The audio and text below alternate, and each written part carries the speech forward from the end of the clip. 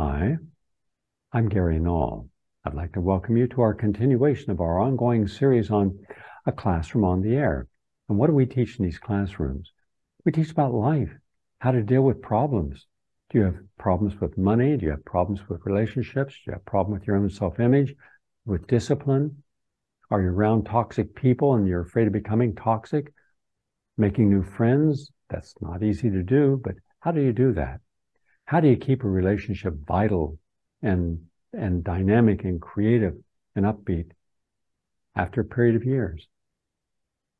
We are all faced with these in different circumstances. And now more than ever, we have so many things happening in our world. We need a more positive outlook. That's what all this is about. Well, I could show you a million experiences. I could show you the person that was abused or had an alcoholic father, or a mother that didn't stand up and defend them, and now they're opposed to the weakness within the feminine model, and all these hidden. We have a hidden reservoir of resentment towards what we consider the betrayed part of ourselves. Well, have you ever looked at what you were really betrayed by? It was the weaknesses within human beings. We then start to classify human beings by their weaknesses. That justifies us trashing them or attacking them historically. I deal with reality. I deal with the real world, not the make-believe. So when someone in our society tells me they're not affected by their experiences, I say they become their experiences. And that's why we exclude interrelating. That's why we exclude integrating concepts. That's why both religions and institutions exclude people who are not a part of their beliefs. Not because they've had any experience with this. It's because they have been influenced to have their beliefs molded by this, even when it's not their own experience. That's how powerful these are. How many times have you not trusted a man because of something has happened to you at some point? You were lied to, you were hurt, and now there's an automatic mistrust. Has that happened to any of the women in this room? Yeah. But is that fair? It's not fair. But that's what happens when we become our experience. Then we hide it. And the more clever you are, the better able you are to make it seem as if it's a completely rational and reasonable way of dealing. And then you start saying that it's not, that we exclude ourselves from being balanced. You see, the moment you exclude yourself from being balanced in life, then for all intents and purposes, you have no life. All you have is a reaction to your experiences. So we become reactionary. So most of our life each day is lived reactionarily, lived defensively. Now that brings us to the next issue, and that is, list the ways in which you live each day defensively. What do you do that's defensive? Because you cannot master life living defensively. You cannot be vulnerable that way. And a lack of vulnerability is what keeps people fat, overweight, out of shape, keeps them stressed out, keeps them angry, keeps them locked in the past, keeps them making excuses, keeps them blaming the world for why their life isn't working. Unresolved defensive living. So we got to deal with this. This is that septic system we got to go into. We got to uncover that septic system. We got to go into our own biases, our own prejudices, our own conditioned belief, and we got to acknowledge it. All right? We got to clean it out, or we're going to be forever taking it with us. And remember, when you are limited by believing in things that don't work, your ego and defense mechanism is going to continue to defend the merits of that. I mean, haven't you ever talked with people who just sound like absolute jerks because they're trying to defend something that even they know is indefensible? Talk with lawyers. They're masters at it. They are. I have to talk with doctors all the time, and they're even better masters at it. Now, you say you gave this woman in the state of Illinois, good example. I mentioned this on my Saturday show. They passed a law this year in the state of Illinois that made pregnancy a condition. Officially, it's a condition to which the doctor exclusively, the obstetrician and gynecologist, is the cure. Therefore, even though the New Mexico health study showed after 11 years that midwives had a half death rate compared to obstetric birth, that they had only 5% to the 95% cesarean section, they had almost zero episiotomies that the obstetrician had. At far less the cost and had healthier babies, they were excluded from participating in that process of birth in the state of Illinois by law. Now, that is simply a wrong belief. The fact that it was made into a law institutionalizes it. You see, and we have this belief that if something is the law, it is above reproach. Well, of course, we also have a challenge to the laws, and laws amended. But when people want to defend the merits of their belief, they'll make something the law. And unfortunately, we tend to be more focused on obeying the law than we do looking at the merits of the law to see, is the law just? Now, Thoreau said it best, when the law does not represent the best interest of the public, then you should challenge the law. But ask the average person, have they ever challenged the law, wrong laws? And they'll tell you no. Have you ever challenged anything that's wrong? Then they'll tell you no. Well, how is it that you're not challenging the quality of our food, our air, our soil? You're not challenging anything. It's because they haven't even challenged their own life. You know, if you're not challenging your own life and what doesn't work, how do you expect someone to reasonably challenge what's outside of their own life? That's why we got to take a look at this. Now, once you understand what it is that is defensive in your life, is reactionary, is merely a matter of pattern beliefs from your experiences, then you can recognize it and let it go. You can simply let it go. You forgive it, you forgive yourself, you forgive those you've in any way harmed, and you let it go. And then you can get on with your life. I just want to add one thing to the idea of don't become your experiences. Experiences are meant to give us an understanding of life by trying to get an understanding of how we can reflect upon something that's happened to us. I can't always change the experiences that have happened to me. If someone says something is not nice or someone says something is very nice, I can learn from them. I can change my perception of them. I have the right to decide how I'm going to integrate those into my perceptual sense. I'm not going to become either one. Now, throughout life, we can learn from our experiences. We can learn how to grow as human beings. I believe that we learn as much from a negative experience as we do from a positive experience. But it doesn't mean we have to become negative because we've had a negative experience. How many times, for instance, in life has someone said something or done something to you that was very uncomplimentary, and then you started to feel bad about yourself? Well, that doesn't make a whole lot of sense to feel bad about yourself because someone wants you to feel bad about yourself. That's the way of someone manipulating you. And so frequently people end up using the knowledge of how their manipulation of you will affect how you feel. Your self-esteem, your self-worth, all can be from an experience. But then that means that the experience is more essential to you than your own inner dynamic. All that these things should do is complement or give you an understanding of life. But to know one person from India who may or may not represent all the dynamics of India is not to know India. Or for that matter, is not to know Indians. I remember the first time a friend of mine went to a feminist lecture, I was invited to talk. I never got a chance to talk. Now, had they heard me talk, they would have heard what would have been more of the spiritual feminist perspective viewed through the male perspective. But these people at that meeting were not into hearing anything that was of a spiritual feminist nature. They were highly polemic. In fact, the woman who was the head of it was a Marxist. She was very much a revolutionary, and though some of her ideas certainly should have been weighed, she had a very male-hating attitude.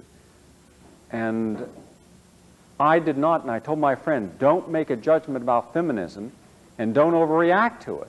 Because if you overreact to it, then you can make statements or have feelings that continue to support a sexist position. She does not represent feminism.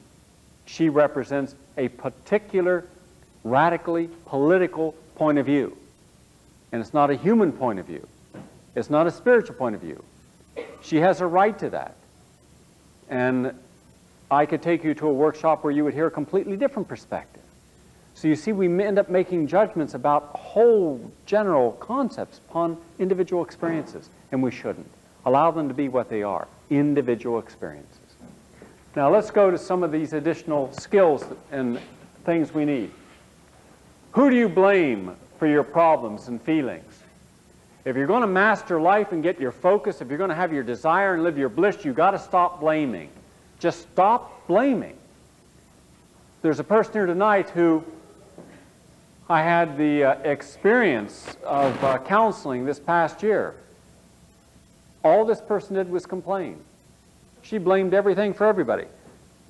First, she blamed that nothing ever started on time. In an environment where we said that nothing would start on time. Day one of our orientation, nothing here starts on time. Turn in your watches, nothing's going to start on time. We don't want it to start on time. And what should she do? She complained all day. Nothing's on time. So there comes a time when if we want to master life, we cannot master life in blame. Do you ever notice something? The people who are always out there trying and learning, they'll make more mistakes than anyone could ever imagine, and they never blame, they just get back up and do it again. The blamers are the people when they try and they fall, it's like falling in cement. They get stuck to their failure. All they look at is the pain and anger of their failure, and then they blame. Once you get caught into blaming, you don't grow, you stop. That's life, it's over. You show me someone who blames and I'll show you someone who hasn't grown since the day they blamed. Nothing, it's over, their life is stopped, dead. You don't grow 1 inch from the day you blame. Show me someone in your life who's grown since they blamed. Show me one person. You know one? Do you? No. You cannot. It is not possible to grow if all you're doing is blame, because you're looking for blame before you do anything. You need an out. So your mind is distracted from what you're doing, looking for the way out before you even do something. Your commitment isn't to doing something with an idea that, okay, I'm going to make mistakes. Okay, I'm going to fail. Okay, it's all right. It's part of life. Hey, it's part of how I'm going to grow and part of how I'm going to learn. Someone comes in, twice I get an infusion right in the vein. They miss the vein, they go through, they get me in the muscle. You get 100,000 milligrams of vitamin C going in your muscle, you feel it. Person gets very nervous. I said, don't get nervous, it's okay. Hey, it'd be unreasonable for me to expect you to hit my vein every time. Don't worry about it. Pain's going to go away. My confidence in you hasn't been reduced. I'm not blaming you. It's okay. It's just a human mistake. But the moment Virginia Reed and I, who's one of the best dancers in America, she's one of the nicest human beings you'd ever meet. She's a lot of fun. But again, she's very successful at life because she does what she wants. You know, she's a dynamic woman. I mean, she's out there and you'd never guess. She's about 47 years old. And she has the body of a 20-year-old. She's about 6'3", and she is probably the best female dancer I've ever seen in America. And she's a psychologist and a sociologist and a body therapist and a feminist. But when she starts to dance, man, she turns the whole place on. The moment she started to dance, and she dances really sexy, suddenly the whole room changed. And everybody started to loosen up.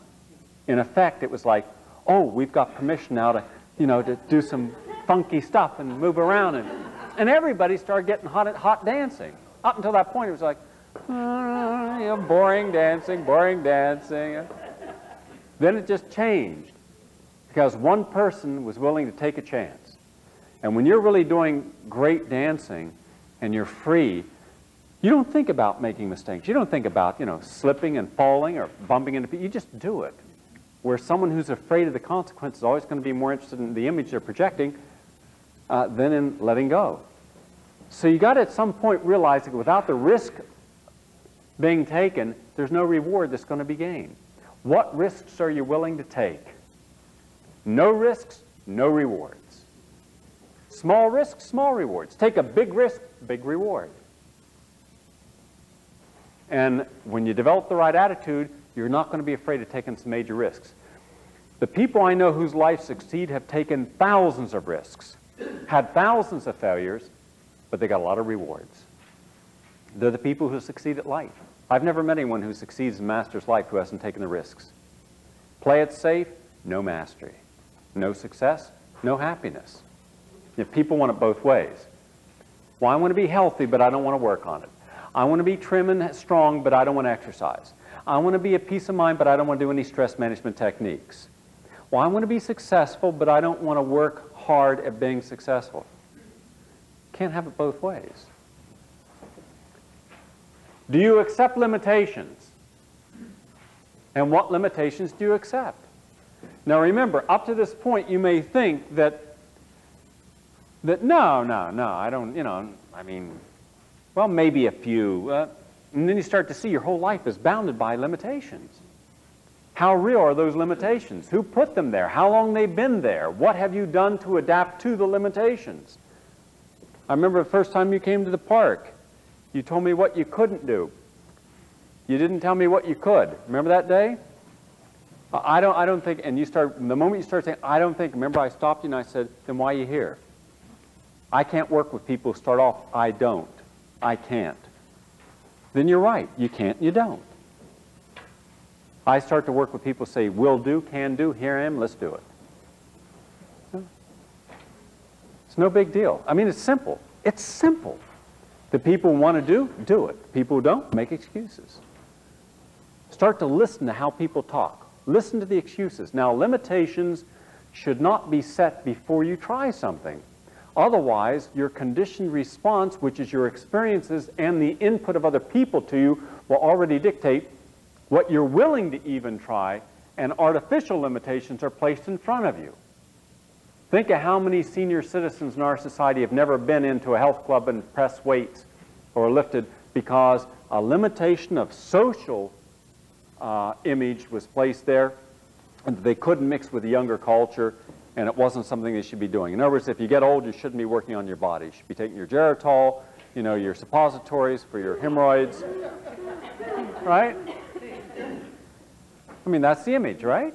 I mean, realistically, when was the last time you saw someone in a, Jack LaLanne about 80 years old, pumping iron? Now, I'm sure there must be a few, but we've got, 40 million senior citizens. I don't see 40 million people out there. I doubt there are 40,000 out there doing it. But those who do it have enormous benefits. Balancing the unconscious with the conscious so that all your unconscious thoughts and aspirations that sometimes peekaboo through, they'll come up in a quiet moment, unguarded moment, when your defense mechanisms are down. Those moments are the inspired moments. That's where you suddenly realize something and you didn't figure it out. You just knew it. There's a knowing that comes without teaching, without learning. That's the inside. When you have a thought where you can write out a poem, where you have the answer to something, where you didn't have the formula to figure it out, that's the unconscious speaking to you. When things have happened, I don't know if they've happened to you, but they've happened my whole life. When I surrender the need to control something and I place my faith in its resolution and its resolved. I've had these things happen too often to think that there were coincidences, where nothing was there to resolve it, but suddenly it was resolved. And it's through the surrender of complete trust that things happen. But a lot of times people don't trust. And it's only when you do trust that you're allowing the unconscious to connect with the conscious. And then your conscious deeds have to honor the unconscious. And those are the people who make consistently right decisions. If you said, there's a wallet, I wouldn't steal that. I could steal it and I wouldn't get caught, but I wouldn't steal it. And it's not because of guilt. It's because it's not right. Now, even if I was not taught not to steal, my inner teacher has that knowledge. And the inner teacher has all the knowledge. I have to honor that. So I wouldn't steal. It wouldn't matter. Other people would say, well, you're stupid. That's an advantage. And the consequences are to your advantage. Well, I can't live my life based upon me profiting at someone else's loss. That's not ethical. It doesn't honor a universal reality. And if things don't honor a universal reality, but only my own limited reality, then I'm no better than the person who kills another person because their God is supposed to be the God of all gods, and so in the name of jihad, they're willing to kill other people, men, women, and children, to honor their God and their life, or their nation, or their football club, or whatever it is they're honoring, without looking at the larger reality. That's what happens when we don't listen to that inner voice. Now, it's not an inner voice you can be taught to listen to. It's not from a textbook. It comes from the surrender. And it's a hard principle when everything in life we've been taught to do is never surrender to anything, to always hold on, hold on, hold on. That means we hold on to our fears, we hold on to our limitations, we hold on to our experiences, we hold on to our reactions, we hold on to our defense mechanisms. You hold on to all that, nothing on the inside is ever going to come through. Nothing is going to teach you about life. And that's what you have to learn from, is the heart. So I believe that you have to assess your limitations with a new eye. Look at the limitations not from the old self, the conditioned self, but look at limitations from the new self. The new self that says, you say I can't do something, well, maybe because I've never done it, in which case you're right. I'm saying I want a chance to try it. And if I don't succeed, okay, I don't succeed. So what?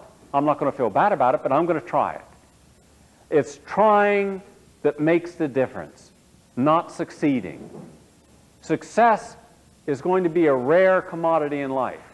And if we plan everything upon success or failure, we shouldn't be engaged in anything. It's doing it, trying it. Life is a process. It's every day that counts, not just when we get to a goal that counts. What have you conquered and what and why that previously limited, I should say, what have you conquered that had previously limited you? And how did you do it? We have to look at what we've done in life that has been a limitation before, but now isn't. When you look at a failure, what do you see? What do you feel? That's very important. These are all stages of our growth. If you look at a failure and what you see is yourself and how other people see you, the likelihood is you're not going to try anything again. If you look at a failure and simply say it's another experience, it's okay, I'm going to learn from it, then you use your failures as a way of growing. Remember, you're going to have 100 failures for each success. But let your failures be play. Let everything you do be a form of play. So that you're playing even at failing. So it doesn't become serious. I remember a buddy of mine in high school, when we'd play intramural basketball, he would just get all bent out of shape when he lost a game. Got to the point where no one wanted to play against him because he wouldn't talk to him for a week after the game. Well, there are only so many people you can play against in high school. Lose enough games, you won't be talking to anybody. And so I got him aside one day and I said, you know, Ron, you're taking this too seriously. It's just a game. You know, just have fun with it. He says, no, it's a game to you, Gary. It's not a game to me. I take this stuff seriously. I said, Ron, you take this attitude, you know what's going to happen to you when you go out, we get out of high school and we get into the real world. You know, you're going to alienate yourself from a lot of people. 8 years later, this guy, after high school and college, became a drug addict, alcoholic, destroyed his life, his marriage, his children. Everything he did, he had to do to win. Anything that was perceived of as a failure, he had to first deny and then get angry and blame someone else for. He never learned to have fun even with failure. Remember, most of everything in life doesn't succeed, so what? Have fun with it. You know, it's interesting, when I was doing a cooking class once, I went to make this special type of bread that the Greeks make, and it's a pastry bread, and it was showing the ways of making it, and the darn thing wouldn't, you know, it wouldn't hold up, and every time we'd make it, it'd be flat. And the amazing thing was, it was delicious, crunchy, and sweet, and everybody ate every piece of it, right? Nobody minded it didn't rise. It was good, right? So what, right? We make too much of this.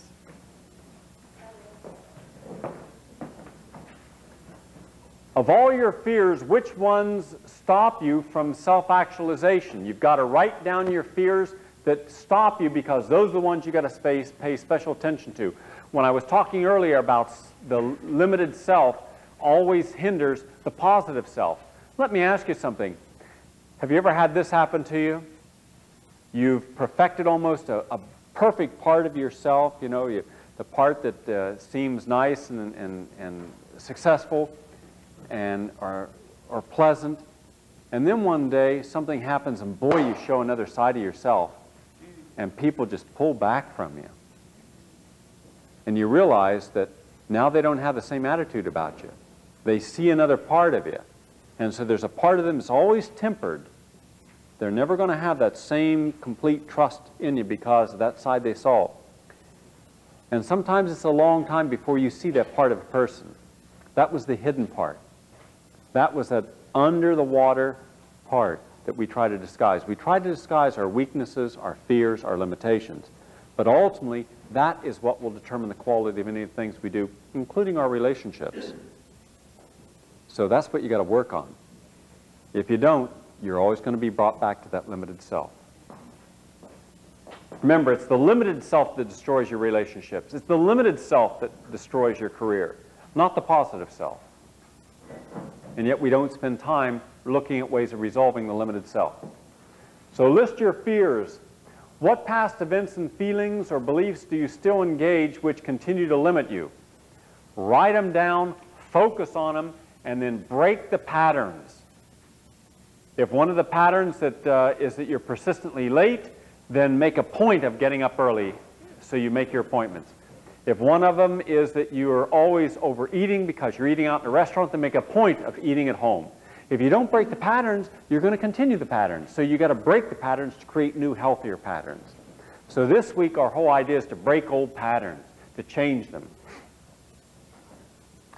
What price do you pay for success and health? It's not just what happens when you become successful to yourself.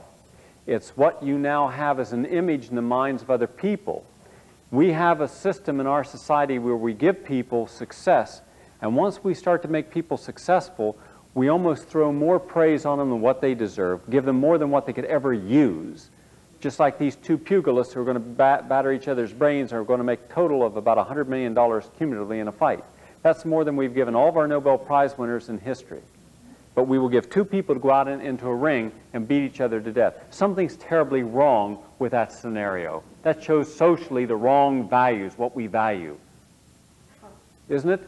Now, what is very fearful of this process is that if you don't fight as a fighter, you are stripped of your crown. You cannot, in many of the areas in our society, you cannot take a step back. You cannot control your own success because you lose your marketability. And I can tell you from many different areas, because I am creative in many different areas. For instance, in broadcasting, the moment you go off the air, no matter how popular you were or are, it's almost impossible to get back on again because it's a very controlled medium and there are millions of people trying to get on. And when you're off, sometimes I've seen people go off who've never gotten back on again. In television, it's the same way. In writing, if you're not currently popular in publishing, you're forgotten about because there are 12,000 other authors coming up, unless you're a name. Now, if you're a name, you can get away with doing a film like a Marlon Brando occasionally.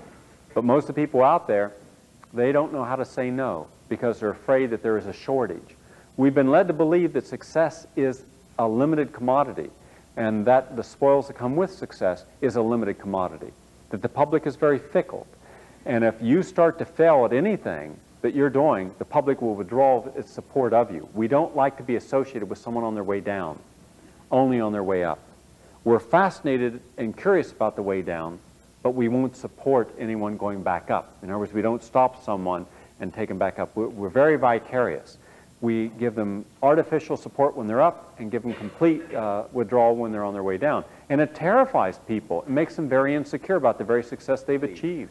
You know, I train people who are in their 50s, 60s, and 70s for the senior games. And they were told they were too old to compete. Now they're all national and world champions. You know, I just took Dolores Perry out to do the championships in Princeton 2 weeks ago, and in West Point this past Saturday. She won a gold medal in both. Now she has 2 gold medals. Before she had the limitation, she's too old to compete. I said, look at you, why are you too old? You think you're too old, you're not too old to compete. Well, once she got it in her mind that she wasn't too old, then she had desire to do it. The desire had been there all along. How many times did you fantasize about winning something and being good? It had been there. The desire had been there, but then the fear of failing and what it would be like to come in dead last. And nobody wants to be the last person in. The same thing. You found it in yourself, Dolores. Dolores was afraid that her form wouldn't be perfect when she did it. And as a result, she held herself back. Now, the next time she did it, she opened herself up more and she went faster.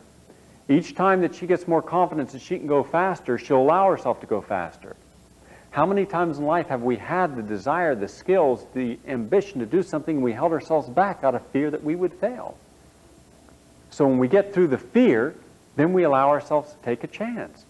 And then we get into it. And when we're into it, we learn from being in it. The moment there's doubt up here, it registers as constriction in here. You're held back. When you're held back, then you end up regretting what you've done. And then regret becomes a form of self-blame. And self-blame becomes a form of self-condemnation. Self-condemnation becomes a form of holding yourself in place. When you don't deal with that, you just say, okay, you know, it was what it was. You go back out and you say, now I'm going to really get relaxed. I'm going to fly. I don't care what anyone says, I'm going to go as fast as I can. And then suddenly you're just flying. You're just moving. And it's an exhilaration. There's no way to explain it. It just, you open up and you just move. And the more you move, the faster you are, the more balanced you are. You're just in perfect rhythm. Your whole body is just moving in perfect strides. You stretch your legs out longer than they've ever stretched. Your body just bounces in. And that's what happens when you don't care about losing, failing. You just care about being in the moment and going with it. And I'm sure everyone in this room has had moments in your life where you've absolutely been in the moment and you've had a great time being there, where you didn't fear what you were doing. You just let yourself happen. In anything, sports, anything. Just being in the moment. And that's what we're talking about.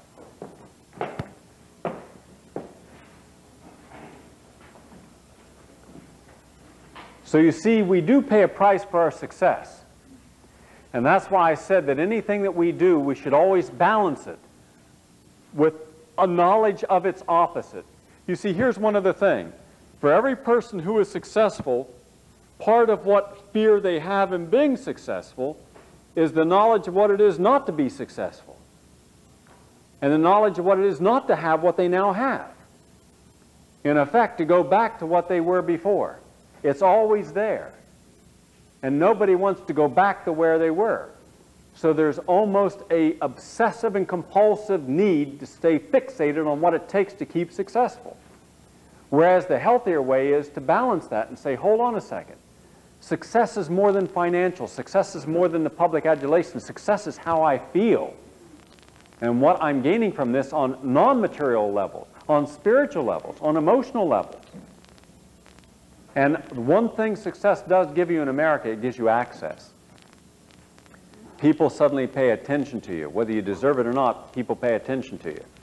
And ironically, sometimes people don't want that attention because they don't have anything to give. The attention is, shown on people, and they've been given this limelight when they really haven't done anything that unique to deserve it, and they know it. But other cases, some success gives you a chance to grow in the ways that other people wouldn't want to hear from you. In any area of life, you can have that. As long as you know where you've been, don't let that be the reason that you continue to go forward. Go forward because you want to learn and enjoy life. If you're only motivated by your fear, then you're still a prisoner, and you're not balanced, and you're not mastering anything.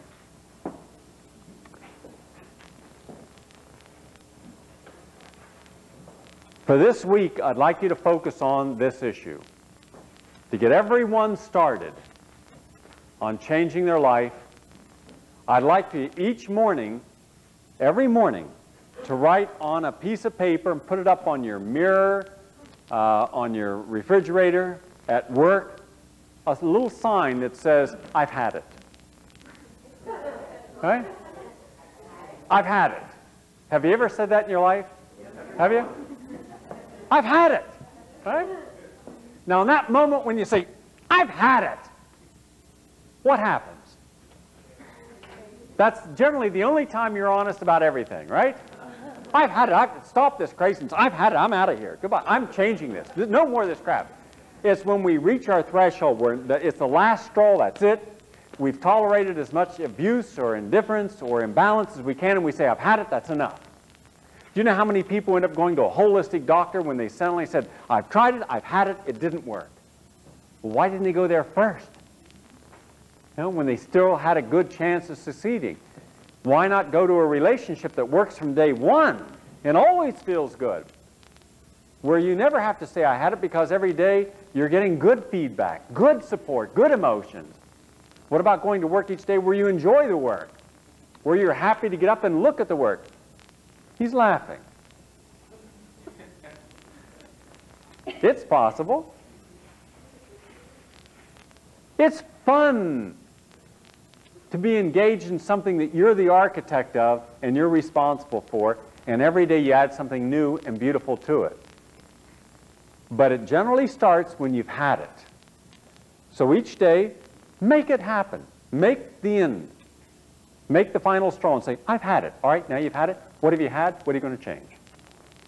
Because if you don't do that, then there's a big buffer zone. Remember, we're extremely adaptable. We keep adapting to what doesn't work. You know, it doesn't work. We twist, we turn. We look all contorted emotionally because we've adapted to so many differences that aren't us. So straighten up and say, I've had it. I'm not wearing anything that I don't like.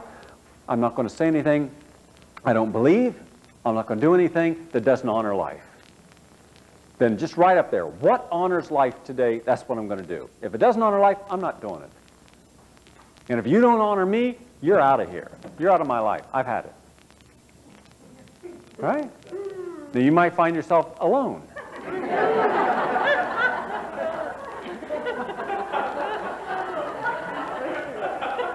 Tell us what it's like.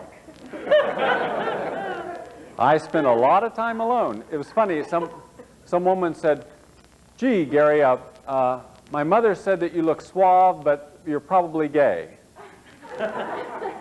Why? Because I'm alone. Well, I'm not gay. I'm alone because unless I have a relationship that accepts me completely for who I am, and that my first requirement in life is life. My first obligation is living my life. And living for myself, second would be what I could give to a relationship. If I can't meet the person who can accept that, then I'd rather have no one in my life, because my life works with just me and my friends. But other people, that's not right. I mean, you must be lonely waking up alone. You must be lonely eating alone. No, not at all. Hey, I've only my breath to smell in the morning. Yeah. Hey. If I found the right person who was like that, yeah, then I'd have a relationship. But to put something in your life that doesn't work just to fill it is no good. And there comes a time when you have to make a decision. What do you want in your life? And if it's not right for you, get it out. And don't be motivated by guilt and fear. Because if you're motivated by guilt and fear, you'll never change anything. You'll just keep it in here. And you keep it in here, there's no mastery of anything. There's just obedience to the pain from the past. And that's what this course is about. Letting you have the courage and giving you the direction to say yes to what works and no to what doesn't. So make a with what list. I've had it with what? And each morning, list what you've had it with. Because then you can start the process of changing that. But if you don't say I've had it, you're not going to change it.